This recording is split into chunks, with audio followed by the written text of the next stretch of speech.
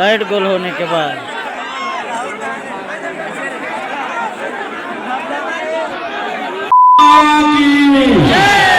साथियों एक चीज के निवेदन करूंगा, प्रार्थना करूंगा,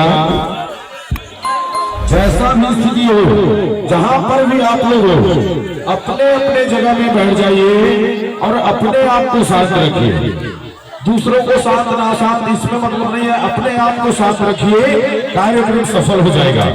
ये अमूल्य पल है, एक एक पल निकलता चला जा रहा है। एक नाइट की कार्यक्रम है, तो एक नाइट की पूज्य हंसीदास जी बाबा जत्ती आज भव्य रूप से विशाल जनसभा के बीच है।